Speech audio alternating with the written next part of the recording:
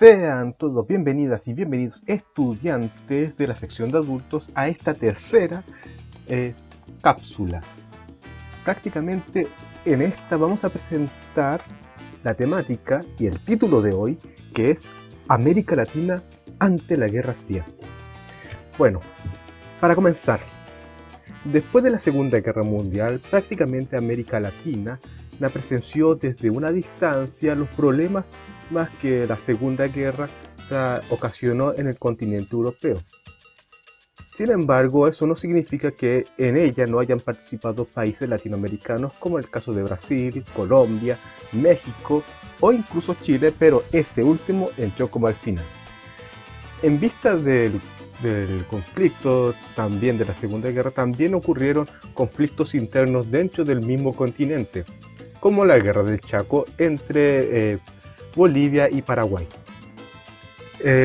Y también, después de la Segunda Guerra, prácticamente los Estados Unidos, también para evitar que la ideología comunista entrara al continente latinoamericano, propuso también crear en 1948 en Bogotá la Organización de los Estados Americanos, con el fin de proponer una cooperación y facilitar una resolución pacífica entre los miembros.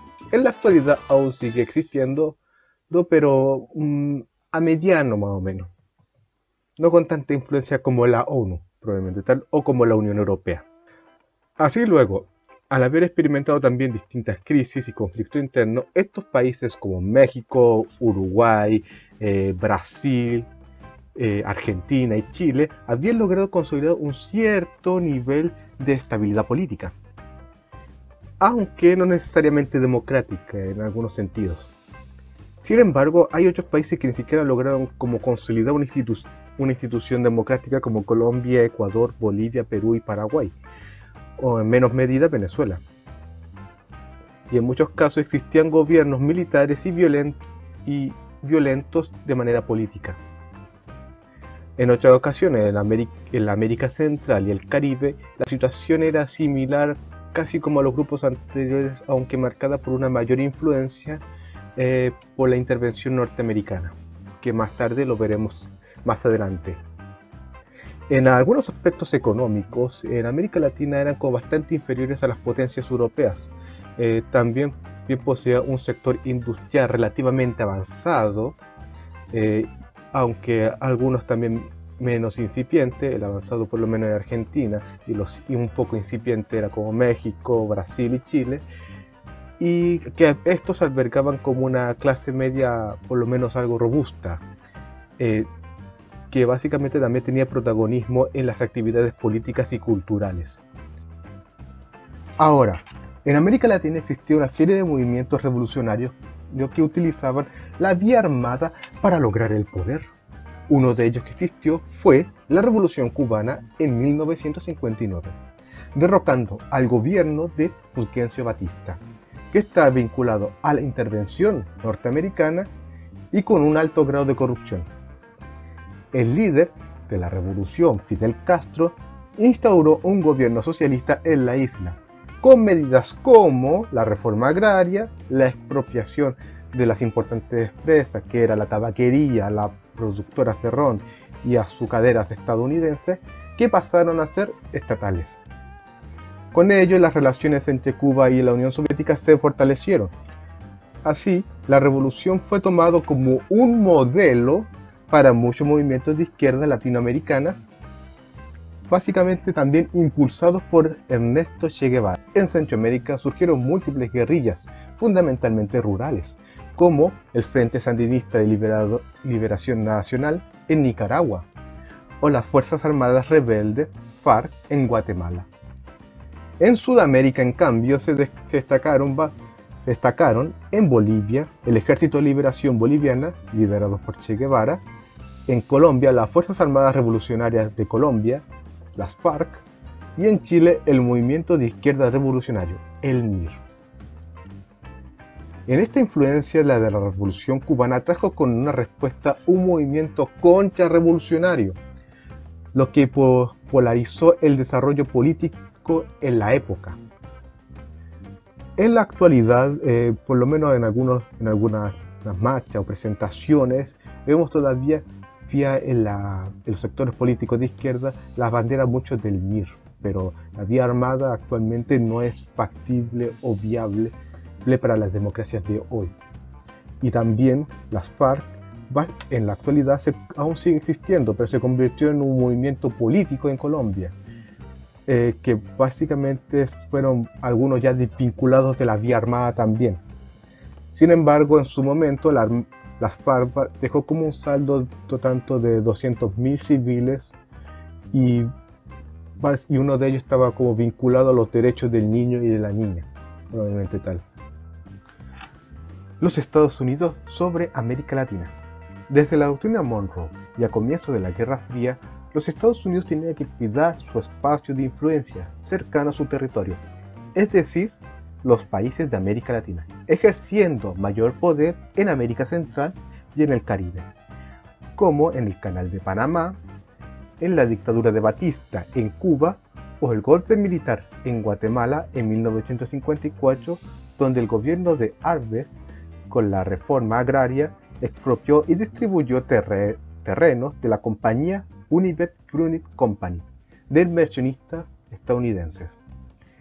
Sin embargo, debido a la Revolución Cubana y a la crisis de los misiles, los Estados Unidos vio amenazados sus intereses como se expandía la ideología socialista soviética en América Latina, proponiendo dos estrategias para impedir el triunfo, y que una de ellas fue utilizada en Europa. La Alianza para el Progreso. Esta era un programa de apoyo económico para los países latinoamericanos, creado por el gobierno del presidente Kennedy en 1961, con el fin de fomentar el desarrollo técnico y las ideas democráticas liberal.